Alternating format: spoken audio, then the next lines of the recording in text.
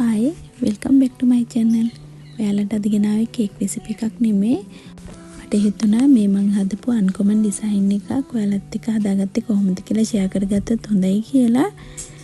මේ කේක් එක මං හැදුවේ මගේ ෆලෝවර්ස්ලා 5000ක් සම්පූර්ණ වුණේ සතුට සෙලිබ්‍රේට් කරන්න. ඉතින් මට හිතුණා මේ සෙලිබ්‍රේට් කරපු සතුට ඔයාලත් එක්කත් බෙදාගත්තොත් හොඳයි කියලා. අපි එහෙනම් මේ කේක් එක හදාගත්තේ කොහොමද කියලා බලමුකෝ. හරිම ආදරෙන් මතක් කරනවා මාව subscribe කරන්න කියලා. ඒ වගේම like එකක් comment එකකුත් දාන්න.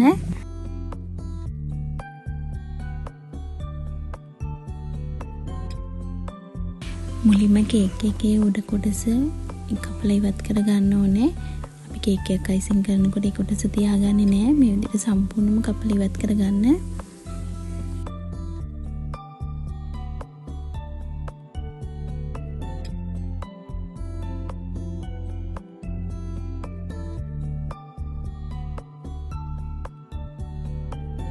දැන් අපි කේක් එක ක්‍රම් කෝට් කරගන්නවා. කේක් එක මුලින්ම කේක් බෝඩ් එකේ අලව ගන්න ඕනේ. ඊට පස්සේ අපි කේක් එක සම්පූර්ණයෙන්ම අයිසිං වලින් කවර් කරගන්නවා.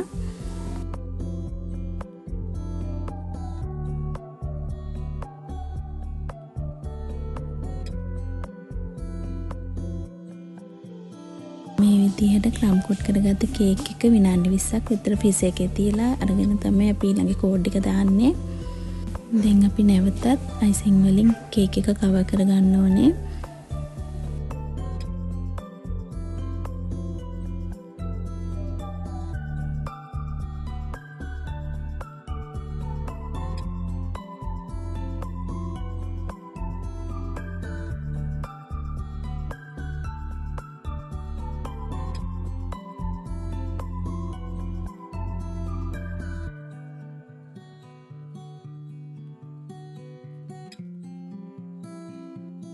දැන් සම්පූර්ණම කේක් එක කවර් කරගෙන ඉවරයිනේ.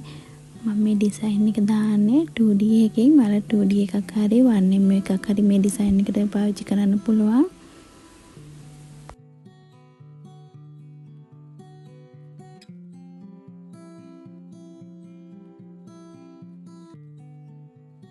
අපි රිබන් වලින් කුඩා බෝ සකස් කරගන්න ඕනේ. ඒ සකස් කරගත්ත බෝ කේක් එකට මේ විදිහට අලව ගන්න. ඔයාලට පුළුවන් ඕනනම් කේක් එකේ මේ විදිහට අලවන්න. එහෙමත් නැත්නම් ටූත් පික් එකකට රඳවලා කේක් එකට ගහන්නත් පුළුවන්. මම මෙතනදී කරන්නේ බෝ එක කෙලින්ම කේක් එකට අලව ගන්නවා.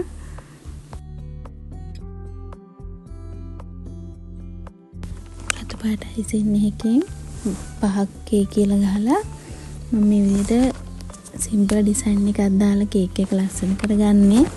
ඔයාලට මෙතනදී ඔයාලට කැමති ඩිසයින් එකක් දාගන්න පුළුවන්.